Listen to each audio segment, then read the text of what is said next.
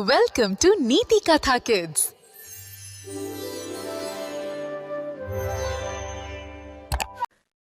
लहान रोहनला खेळायला खूप आवडायचे. रात्री कितीही उशीर झाला तरी त्याला झोपायचे नसते. तो नेहमीच खेळत राहायचा. एका रात्री जेव्हा रोहन पुन्हा खेळात रमला होता, तेव्हा त्याच्या निळ्या मऊ उशीतून एक हळू आवाज आला.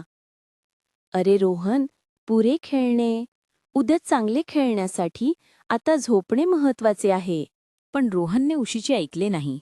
तो थोडा वेळ आणखी खेळला. सकाळी तो थकलेला उठला. त्याचे डोळे जड वाटले आणि त्याला खेळायला उत्साह वाटत नव्हता. तो खूपच सुस्त होता. दुपारी मित्रांसोबत खेळताना थकल्यामुळे त्याला चेंडू व्यवस्थित पकडता आला नाही.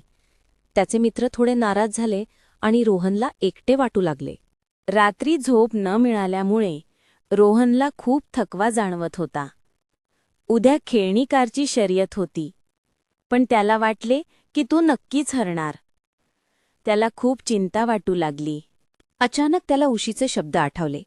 चांगले खेळण्यासाठी चांगली झोप महत्वाची. त्यांनी खोल श्वास घेतला, स्वतःच्या खेळण्या बाजूला ठेवली आणि ठरवले की आज तो लवकर झोपणार. त्यांनी शांतपणे डोळे मिटले आणि उशीला घट्ट पकडले. हळूहळू त्याला गाढ झोप लागली आणि त्याचे शरीर हलके वाटू लागले. दुसऱ्या दिवशी सकाळी रोहन ताजेतवाने आणि उत्साहाने उठला. त्यांनी शर्यत जिंकली आणि मित्रांसोबत खूप मजा केली. तेव्हापासून त्याला कळले, चांगल्या खेळासाठी चांगली झोप खूप महत्वाची आहे. Like, share and subscribe for more stories.